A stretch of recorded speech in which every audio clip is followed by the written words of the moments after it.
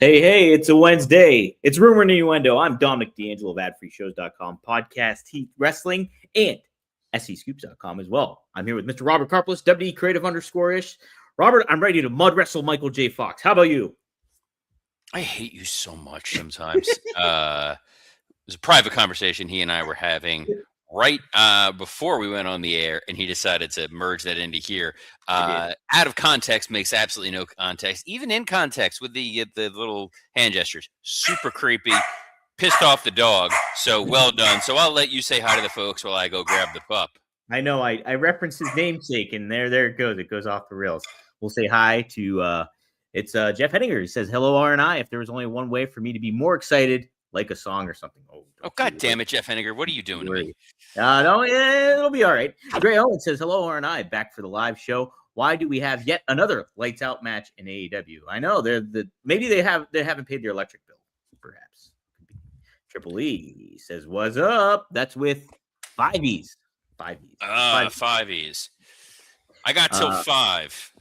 It's got till 5. Wrestling Old Ed says, "Good day, R&I. I must say, great episode yesterday that I caught on replay. Did you see Obafemi pull a 1994 Shane Douglas? Did you see that, Robert?" So it wasn't quite the 94 Shane Douglas. I would have loved the 94 Shane Douglas, especially when he tries to remember the name of Ricky Steamboat. That, like, as a kid, that was an all-timer moment to see him throw down the NWA title and declare for the sport of professional wrestling. This was Obafemi winning or retaining the NXT title and then putting it down in the ring because it is time for him to go on and graduate. It's sort of the issue with NXT is always going to be that they're going to have to leave. Eventually, the kids are going to have to leave West Beverly High School, and Beverly Hills 90210 is going to have to move to college or Bayside with Saved by the Bell if you want. When you're successful in NXT, it's like the clock then starts to tick. And then if you're there too long, it can feel weird. Like your cousin, Tony D'Angelo, making his return on NXT programming. That dude's been in NXT for several years now, and it's like, is he ever really gonna leave? There are some folks, I think, who feel like they should just stay in NXT and shine, like an Ethan Page or a Ricky Saints. Yeah, well, would you have done that with Tyler Breeze back in the day? That's been like the notable name when they called him up and how like underwhelming it was for him. Well, Tyler Breeze ran into an issue where height-wise, Vince was, and I'm a huge Tyler Breeze fan. I had a blast working with that dude a couple times. He was someone who Vince height-wise was never going to see past it. It's kind of like Bo Dallas. Bo Dallas was a guy that was you tell fans now, like, oh no, Bo Dallas was the unstoppable wrecking machine of NXT. And you're like, really? Bo Dallas? But that was the case. Same thing kind of with Sean Spears. You know, there are some folks who getting to a level of NXT, there's absolutely no shame in that. You're on national television. You're on the CW. You're part of the WWE ecosystem. And if you go to the main roster, you go to Raw, you go to SmackDown, you really do have a ceiling. Yes. That being said, a guy like Obafemi, yeah, he wasn't going to stay there for a very long time. Once he put those pieces together, we've now seen Javon Evans sign with Monday Night Raw, Jordan Grace going over to SmackDown, and Trick Williams. It felt like he may have stayed a little longer than necessary in NXT as he had that tenure as the TNA World Champion. Yeah, no, and but like we were talking about too this past Friday, I thought it was great to put him in that position of like already making him a name in the world title mix, even if he doesn't have a match or anything like that. Just putting his name out there, I think, is a good move on WWE's part to do. I also want to ban permanently Dre Owens and Wrestling Old Head for bringing up Saved by the Bell, the college years, and referencing the theme song. Oh God, I'm standing at the edge of tomorrow. Today. Some of the finest work by the more talented Golick, Bob Golick, Mike Golick's brother. Is it really Mike Golick's brother? Yeah, Bob Golick was the star of Saved by the Bell college years. He was their RA or TA. I was the RA. Mike Golick, the former Philadelphia Eagle and the Mike ESPN guy. Golick of Mike and Mike in the Morning. Yes. What? His brother was a football player too. He played for, I want to say, the 49ers. I think you might be right. Wow, that's wild.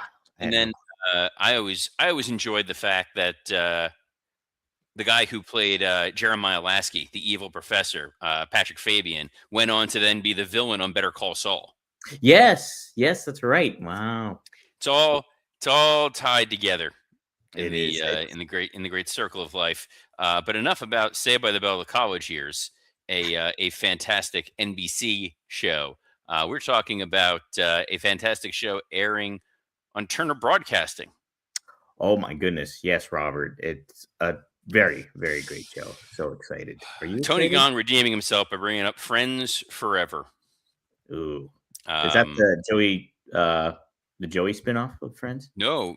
Friends, dude. Friends Forever was the song that Zach's band. Oh no. Let's not. If we go down the path of Saved by the Bell, it's stuff I haven't tapped into my brain in quite some time. Yes. It will not only will it come up, I have referenced Saved by the Bell directly to Paul Levesque when talking about the moment with Stephanie and Trish and Hunter showing Trish the move and then Stephanie walking in. I go, you realize that was literally just the Hold Me Closer Slater thing from Saved by the Bell, where Slater was showing a female wrestler a wrestling hold and Jesse walked in. And Hunter had no idea what I was talking about. He had no clue, I'd imagine. No, unless it was playing on like a VHS in a gym, he would not have seen it. He would not have been aware of that. But man, are we aware that AEW does have a show tonight? And yeah, finally, I'm excited. Lastly, sorry, Wrestling Old Head says, should we all get friendship bracelets, guys? We should get some buddy bands. Buddy bands. Ooh, we're going deep on the Saved by the Bell. Let's get some buddy bands going. Sorry, I'm just entertaining myself. One of the fondest memories, and it was a terrible memory. I was in law school. I'm sitting in class with my best friend Joe, and this is back in the days of AOL Instant Messenger. And he just turns to me out of nowhere and just DMs me or IMs me the Mr. Carosi line. This one's for the car, and he holds up his keys, and we can't stop laughing. We're in a full lecture hall with probably 80 something people in a family law class giggling like absolute idiots. This is why it's nice to when you find people who like the things you like, it develops a nice little shorthand. It's why I think Tony Khan and I we'd be besties until we start talking about AEW booking. You would start if you were working in AEW, you would get Orange Cassidy to do the timeout gimmick. Dude, Orange Cassidy should be the biggest star in that damn company. You should. I'm so pissed. Wheeler Yuta, that damn dastardly heel, that evil indirect bastard. Friend of the show. What? Indirect friend of the show? Jimmy Yuta, friend of the show, looks exactly like Wheeler Yuta, but Wheeler Yuta is an evil bastard. Jimmy Yuta, nice kid that I work with in the company that shall not be named. He's the one that first showed me clips of Orange Cassidy and goes, you got to bring this dude in. And we couldn't because at the time, we had another gentleman who was bending the time-space reality like Zach Morris, utilizing his penis. Oh, my gosh. We're not going to say that scumbag's name. Bastard who stole tater tots off my plate once at we were at dinner someplace in Orlando. And just thought, like, flag and a half. Dude, that's a consent line of just, if I don't know you well enough and you're reaching onto my plate to take food, not cool. We're 9 minutes into the show. We got to get to Dynamite. We definitely got to get to Dynamite, Robert. It's an egregious move that we haven't, as a matter of fact. And I'm so excited, and I just can't hide it. I'm so excited, and I just can't hide it. That would be my my AOL away message for today, by the way. Yeah. Were you an Instant Messenger guy? Yes, I was. Did you put your Instant Messenger up like with an away message for the night? I would always try to do a quote, or I would do a win-loss record of the Jets or the Penguins for my away message. I feel like you would have put a lot of thought into it. What was your username? My username was my initials. Mm. So it was RAK, and as a little kid, it was Rackman12. Ooh. RAKMAN, and then 12, the month I was born, because it was Rackman 1227. And Mm. then like got like a computer virus on the old computer, like way back when you got like someone opens an email and that's the end of your entire system. Then it just And dies. we just none of us could log back in, so we all had to get new AOL passwords and emails. Mine was Billy Baru 12. That's a reference for Caddyshack. Yes, I was watching that this weekend, by the way. You know, you Caddyshack. asked. I think you Sorry. asked me once what movie I watched the most of, and it was either Jaws or Caddyshack.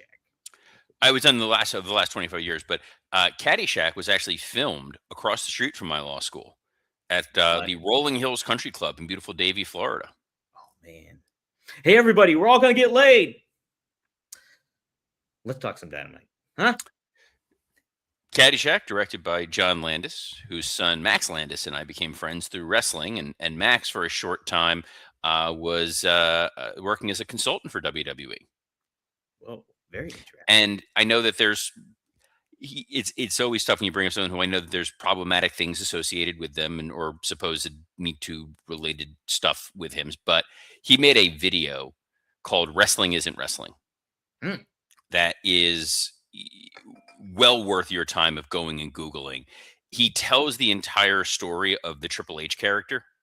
Oh, and the hierarchy, the history of it, the Shakespearean elements of it, which I absolutely love. It's very funny. There's a lot of random celebrity cameos in this.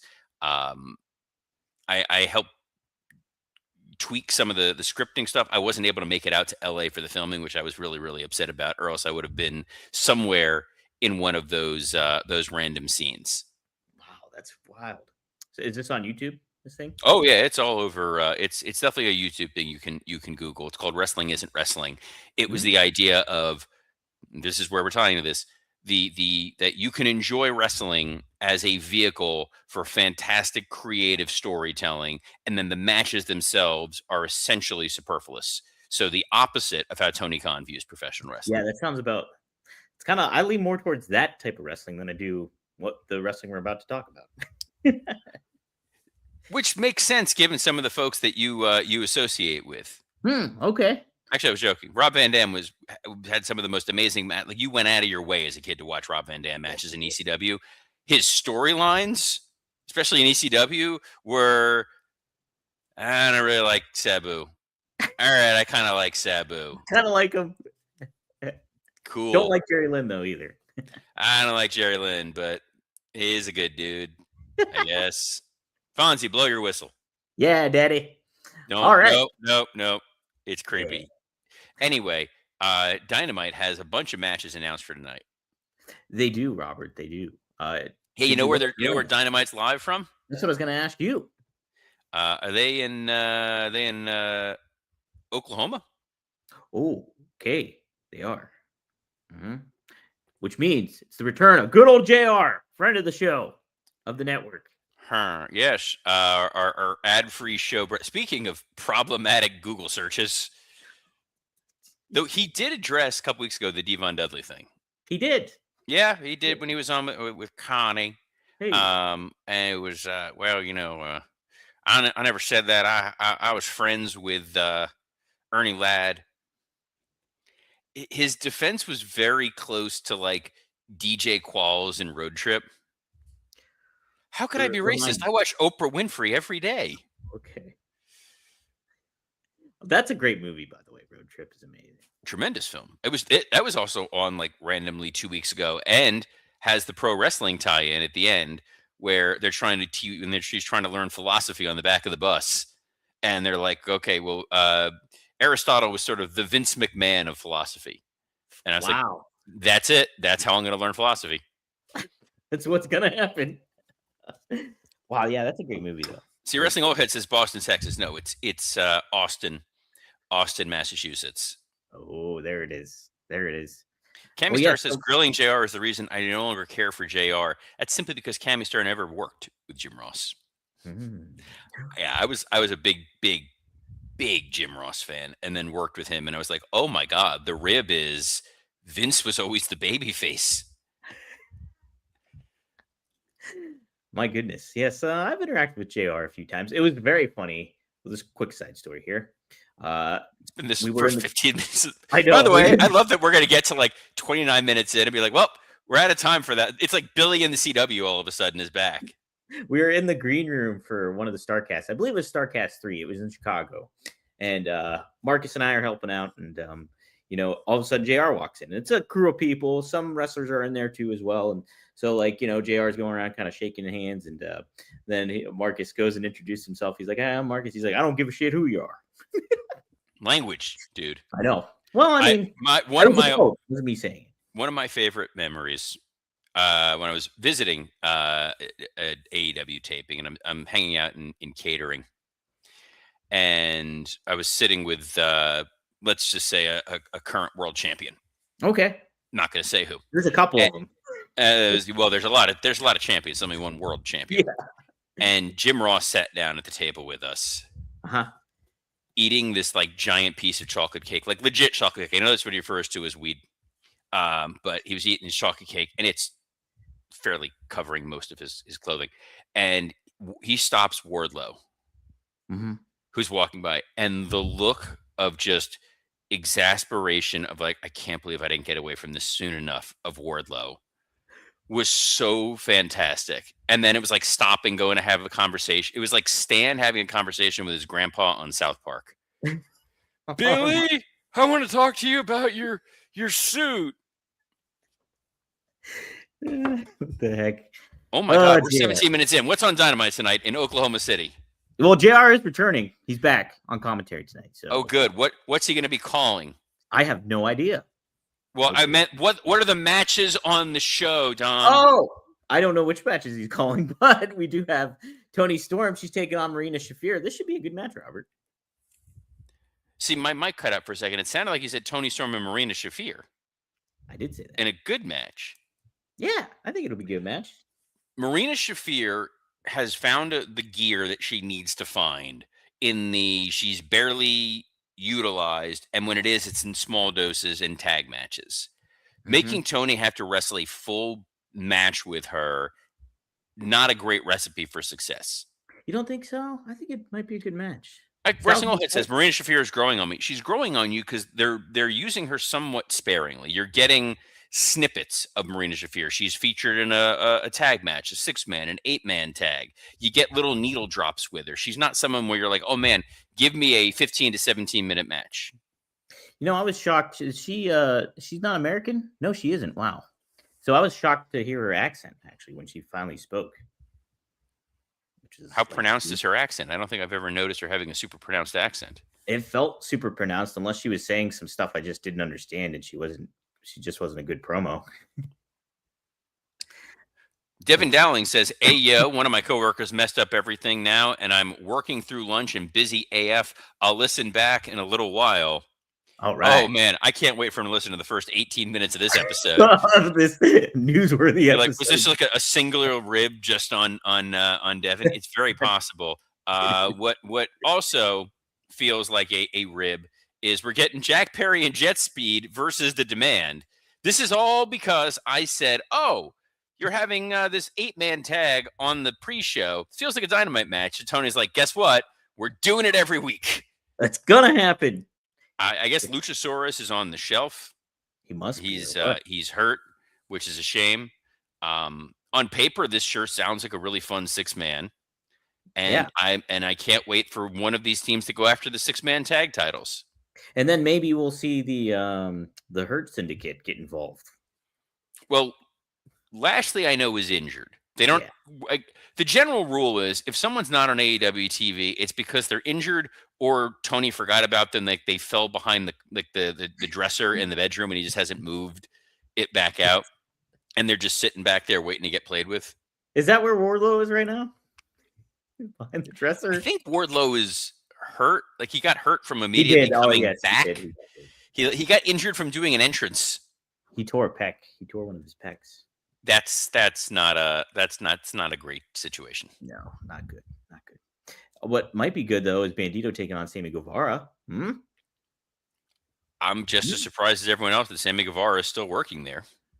Isn't he? Is he an ROH tag team champ right now, or am I missing? He is. He's him in oh my Roosh? God, no, Beast Mortos. Oh my God. Yes, because Beast Mortos came out last week with Sammy Guevara, and my first thought was, wait, Sammy Guevara is still here? Like, I thought he was injured, and then I go, wait, he has a title? Then he turned on Dustin, right? And then yes, and clearly they paid that off in a memorable moment, our feud of the year. Then what faction did he join? Did he join Rush's group, which is what? La Facción Ingobernables de Jamón. Did he join that? Somebody help us here. What's going on?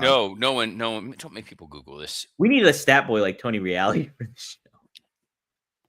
Who would do that for us? Tony Reale. What else is he doing during the day? That's a good point. Who, by the way, the hottest take I'm going to take on this entire show, Around the Horn was infinitely better with Max Kellerman than when it was Tony Reale. 1000%. I like Tony Reale. Tony Reale was great as like he got the dream job because he was stat boy on PTI and it turned into he got a separate job. But as a kid in college, like the PTI Around the Horn 1 hour block of television, unparalleled. Yeah, PTI was fully what we ripped off when we started doing this show. Wow. Back when I did this with someone else. And then Wrestling All says Max Kellerman and Woody Page were the show. Did you know? Well, fun. I was going to say something. I interviewed Woody Page my freshman year of college in my dorm room, in my underwear, on the ground. I had a phone. There's a lot of clarifiers you're going to want to put into that sentence. Not necessarily. I'm hoping this was a phone interview. It was a phone interview. Okay, I didn't want to. I just picture like you and Woody Page just laying together on the floor. In your like boxers having a conversation. This went weird. I dropped it was a landline and I dropped it in between my laundry rack that was on my door. And so the cord was just hanging. And so I grabbed the phone. He's like, "This is Woody Page." And I was like, "Oh, hey." And so I just had my full interview because I had to interview somebody in the journalism world about journalism and give a presentation about it. What's funny is the person that when I was doing telecom for my major, we had to talk. You were supposed to interview somebody in the telecom production space. So the person I was supposed to talk to, ironically enough, was Brian Gewirtz. Really? Yeah. I had randomly called in and spoke, and it never wound up. We never wound up connecting. And then I spoke to someone else at WWE on the production side, but very random. Yeah, Woody Page was great. Honestly, that whole show came from the Sports Reporters. It was a Sunday morning show where they took all the old newspaper writers like Bob Ryan and Mitch Albom. Mitch Albom was on there. Tuesdays with Maury fame. Mike LaPica. Oh yes. Mm-hmm. My best friend Eric's the one that turned me on to that show, and then it turned into watching, Around the Horn and PTI. But yeah, Around the Horn was literally just all the newspaper guys. It was J.A. Adonde and Bill Plaschke. Bill Plaschke was great. Top Cat Tim Calishaw. Jay Mariotti did not last long. He was there for Mariotti was there forever. Well, something happened, right? He said something bad. I feel like all of them, if I go back and look, I haven't seen it in a long time, like they're probably all canceled for some reason or another. One way. Hopefully they're all doing well. I mean, like Kornheiser used to get pulled all the time. Oh, he did, yeah. He would say stuff and then he'd get in trouble. Devin Allen asked, does Robert believe the airport test is still relevant today? Yes. Absolutely. 100% it is. Yeah. Here's how I know the airport test is fully relevant. At the first show that I did for the company whose name we will never divulge on this air. Curious what that is. What company? My wife went to that show. Mm-hmm. And her takeaway was, she's not a wrestling fan, but she's like, here are some of the people I found the most interesting. And of that roster of people, she thought Darby really caught. Like, she's like, there's something really interesting about that guy. I was like, really? Darby? Led to us using Darby more. Wow. Because it was originally, he was just there to be Jimmy Havoc's backup guy. Oh, wow. At the last BRCW show, Ben Bishop was a dude who people who had no idea who he was went, who the hell's that guy? Yeah. Like security people were like, damn, who's that guy? EJ and Duca is another one who passes the airport test. I think the airport test is extremely important. Where even more so now, I think. I mean, Obafemi is still the airport test. Yeah, no doubt about it. No doubt. You see that dude and you go, wait, I'm sorry, who is that guy? Same thing I would say for Powerhouse Hobbs. Hobbs is a dude. If you don't know who that guy is, you're going, all right, he must be some kind of athlete somewhere because he's big, he's jacked, he's got a unique look to him. You would go, all right, he must play sports in some capacity. No one's looking at that guy and going, I bet he's an actuary. No, nobody's thinking that. He will be in the lights out match tonight. Oh, see, Wrestling All Hit says It's Gal is massive in person. Now I want to see Gal versus Ben Bishop in BRCW. We used It's Gal. We had It's Gal. He took on Bull Dempsey. Bull James. Oh, Bull James. Yeah, Bull James. Sorry, Bull James. It's Gal is also deceptively very, very tall. You know what? He was at IWC show too in Pittsburgh. I guess I didn't register that he was that big, but yeah, I guess he was. He's deceptively tall. So we got Hobbs and Hook versus Swerve and Hangman. Hangman not particularly tall, not an airport test guy. Maybe from the good-looking department. Handsome guy, yeah. Swerve's a dude who you go, oh, that he's definitely someone. We used to, he was another one in Orlando where we'd be at the shows and people are like, oh, there's a charisma to that guy. So this is a lights out match because they announced it was going to be a lights out match. They challenged them to the lights out match. The thing I don't understand. Yes. My understanding was that the lights out match stipulation was because AEW would not sanction a match. So when the lights came out or turned off and then turned back on, AEW is now no longer liable for whatever happened. At no point when the babyfaces challenged the heels to a match, did somebody say, we can't sanction this match. The only way it's happening is lights out. Like, you don't just jump to the stipulation. You could have said it's a no disqualification match, no holds barred match, falls count anywhere. We want you in a Oklahoma City street fight. Who cares? Yeah. It's they could have took a little bit more attention to detail with all this. I think just seems, hey, let's have a lights out match, and AEW's known for lights out match now, isn't it? It's because they just like, here's a reason to tune in. But fear not only do we have a lights out match, we have my favorite kind of match.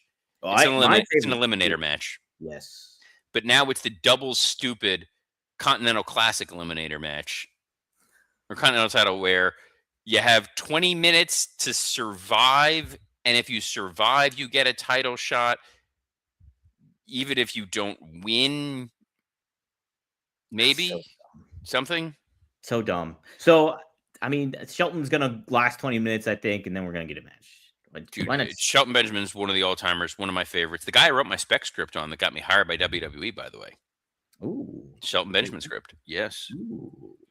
Was he the gold standard, Shelton? He was not the gold standard at the time. This was Ain't No Stopping Me Now, babyface Shelton Benjamin. I like that. Yeah.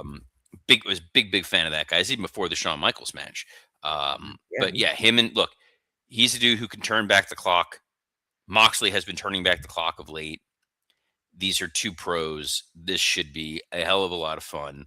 I'm excited to watch that. I'm excited to see Maxwell Jacob Friedman is going to appear on this program. Yes. He'll talk about all of the various challengers who are coming after him, some of them who are on this show, some of them who are over in Japan or still jet lagged or whatever it is. Yes. Jet speed's not jet lagged. That's for sure. Thank you. Tony Gong asks, why isn't Max locking this title in the briefcase? Because, Tony Gong, it is a big, beautiful belt. We all should be able to see it. And also because they haven't fully committed if Max is a babyface or a heel at this point. He's just he's MJF. Mm-hmm. He's going to show that belt off. He's MJF. Fantasy Booker T says we need Kit Wilson versus MJF. He's saying that because he's a big fan of Kit Wilson, who we put over how great he was in this new rebrand. That dude is a reliable mid-card talent who, with the theme music and the entrance and all that, he can fill that Heath Slater role. He can fill that Zack Ryder role. And eventually they can start moving that guy up and down the card. And you want a lot of utility players. And also what you want is you want to set your dial for 12 Eastern every Monday through Friday at noon Eastern on a plethora of platforms, including the WW Creative_ISHX account, the @Dominic D'Angelo X account, the @SE Scoops X account, and on YouTube on Rumor and Innuendo, Podcast Heat, and ad-free shows. So on behalf of the man who is dressed like a rug that you would see somewhere at your grandmother's house in Tucson, Arizona, Dominic D'Angelo, I'm Robert Karpolis. Best of luck in your future endeavors. Disembodied voice, where are you? Shh.